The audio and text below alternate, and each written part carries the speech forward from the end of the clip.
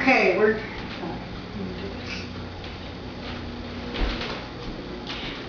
the first thing we're going to talk about is what kinds of survey questions should we ask? And you're going to have one demographic information. By demographic, I mean age or sex, either male or female.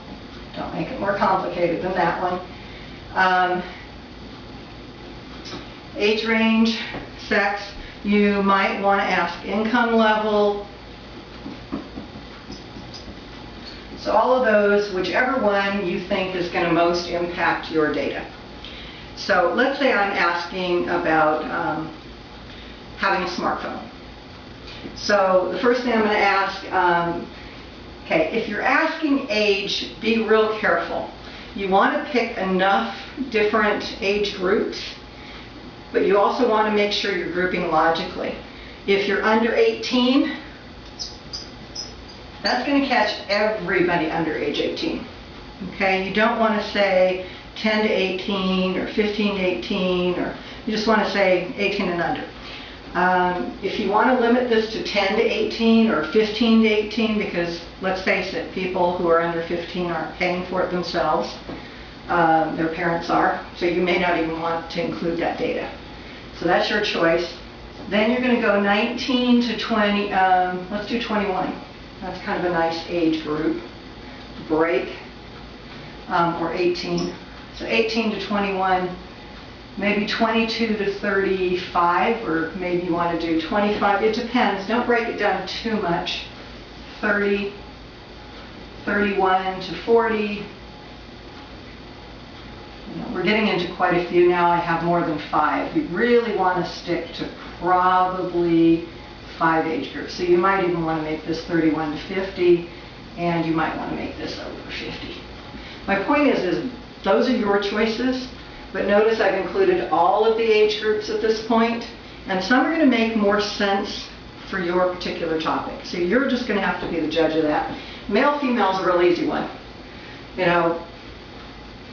Just ask for gender, male, female. Don't say other, don't give them choices, force them into answering one or the other, because you're not going to be able to deal with the data you get when they haven't picked these two. They can always skip it, I guess, if they have to. Income level, again, less than 20,000.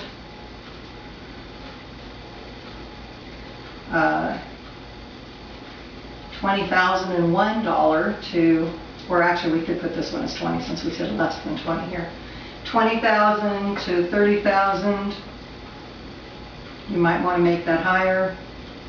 $30,001 to 40,000. And maybe you just want to do over 50,000.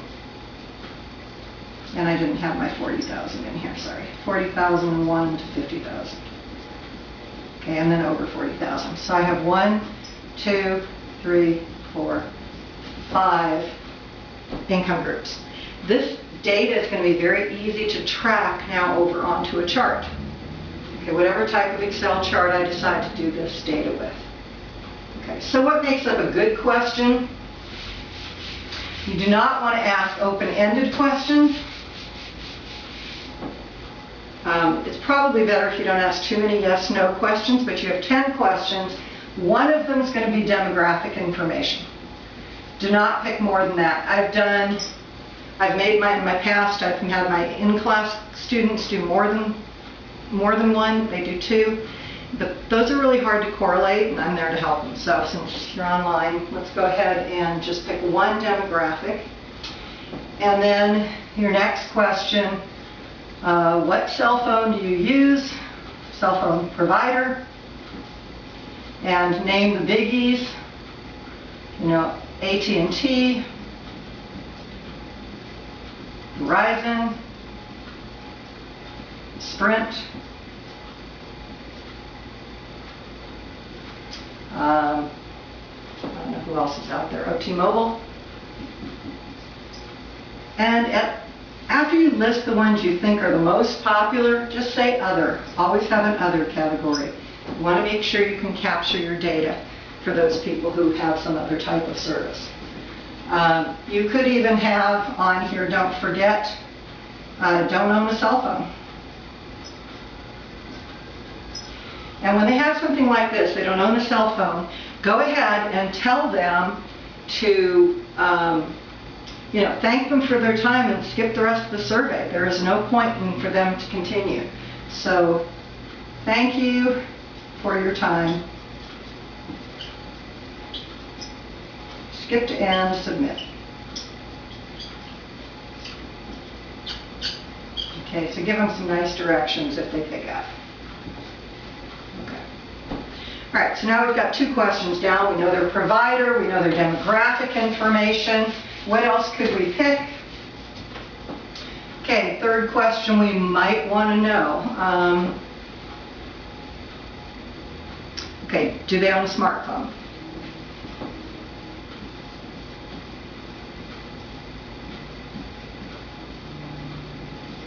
Okay.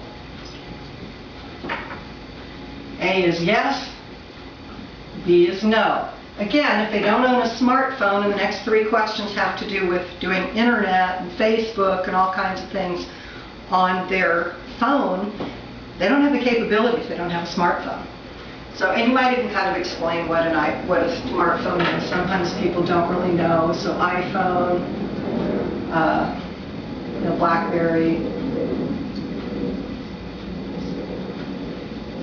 They'll know real quick the next one, I don't use internet. Okay, so that gives them the capability of having internet. You could even phrase it that way. Do you have the ability to do internet on your cell phone? That way you wouldn't have to ask them this particular question. So that's your choice. Okay. Again, no, you might have them skip questions 4 and 5 if they don't have they don't have a smartphone. Because they're not going to be able to do internet or Facebook or social. So this is the type of thing we're looking for. How you phrase your questions is very important. Make sure they're not ambiguous, that they're very, very specific. People aren't confused. Stay away from language they may not understand. Even this one's getting a little iffy. You could put a C in here of unsure. Okay? So, because not everybody knows what that means. So if you want to give a brief explanation of something, do that. If you don't use technical terminology, people just may not know what you're talking about. So be very careful of that. Okay, remember you need to have 10 questions. We're going to put these into a chart, an Excel spreadsheet. And then we're going to do charts from the Excel spreadsheet. And then the final part of this is going to be to put this into a PowerPoint presentation. So the main thing I need you to do is decide what topic you're going to cover and write up your 10 survey questions, mail them to me. I want to look at them before you post them. And then you can put them on your Facebook, but you're probably better off emailing them, and do it to as large a group as you possibly can. I'm also going to have a separate YouTube video on how to actually go into SurveyMonkey and make your survey. Please don't wait till the last minute on this one, because this thing, there's weak gaps in between. So you've got to have your topic decided, you've got to start doing your survey questions. It's going to take you about a week to get at least 30 responses. Do not try and do your Excel spreadsheet with less than 30. Once you get that, you're going to need to send me a copy of the SurveyMonkey results. You can just do that with a cut and paste, or send me to your link and give me your password. That would also be the easiest way. And you don't have to worry about it, so that I can see if you got 30 responses. And I prefer 100. Okay, more is better. It's going to give you better data. You're going to be able to work with it more.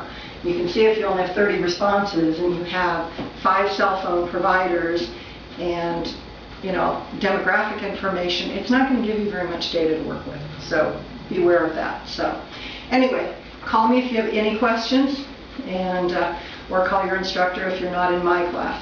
So good luck.